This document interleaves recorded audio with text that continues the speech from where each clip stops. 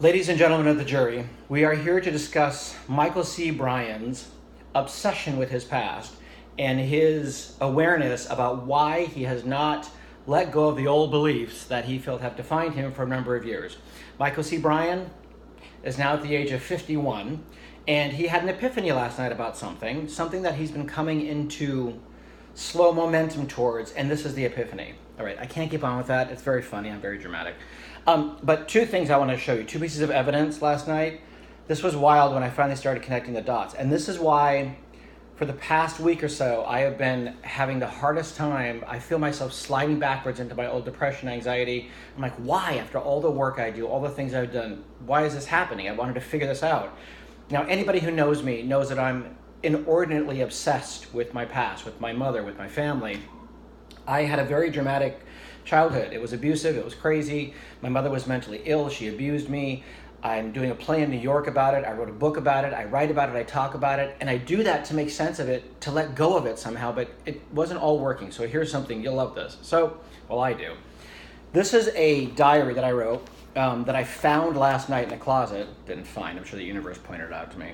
I opened the closet. I saw this notebook. I pulled it out. It was my diary from 1996. Here is my mother's diary. Now, my mother was very conflicted. She did the best she could, but she was very tragic. She killed herself 7 years ago. My sister, Joylyn, says it was an accidental suicide. She told me when she was talking to her shrink, it was suicide. But we believe what we want to believe. That's the point of this whole video. And my mother wrote this diary, which she said she hoped no one in the family would find, but of course I had to read after she died. I just want to read a quick thing to you. So in July 17th, 1998, my mother wrote this in her diary. I seem to have left my enthusiasm somewhere and I can't find it. I must be getting old or something. I'm afraid to look forward to much as I am afraid it will not work out well. My tits are sore tonight. She was a broad. I love that about her. It must be the new dosage of hormones, always some damn thing. My body aches and I don't see how it will go away. This chronic thing, God damn it. How do you deal with chronic problems without getting pissed off about it? Just accept it and go with it, the books say. Right. It's my mother.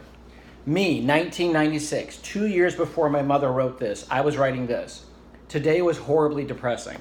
I spent the afternoon trying to find some type of reason to continue. What is the point of all this? Sound familiar? I find it difficult to make it through the day, and if I do not do something, this existence seems ludicrous, if not crazy. What is the point? Isn't that interesting? That was written 20 years ago, almost to the day, that diary entry of mine. 2 years before my mother wrote her thing. I was literally 20 years ago echoing exactly the beliefs my mother told herself to hold herself back from feeling good and feeling happiness. And at the point that I wrote this diary entry, I know I'm going to go 5 minutes in this video. You're not supposed to on YouTube, 3 minutes or less, whatever. This diary entry I wrote 20 years ago was the way I was thinking before I decided to stop living a life trying to be a professional writer, a professional artist, and went into working in offices. I spent the next 18 years working in offices, gaining weight, dealing with anxiety, depression, because I believed all this that I wrote because I got it from my mother. Now I'm at the cusp in my life where my career is about to take off again as an actor, as a writer. I coach people because this was my belief system. This is my childhood. And I am at the point again, and it happened this weekend, where I went back into this old thinking. And this is what launched me into a 20-year hiatus of hiding away and not being who I really want to be. Can you see me? I can't get down here. I'm not going to do it again. I'm not going to do it again. And I now see fully this connection. I hope anyone listening to this who had any sort of belief system they were given by a mentally ill parent, by a parent who did the best they could but were just fucked up in their own way, I am telling you, DNA does play a part in how we feel about ourselves and the emotions we feel and the things we feel in our life. I completely agree with that. You can't deny that.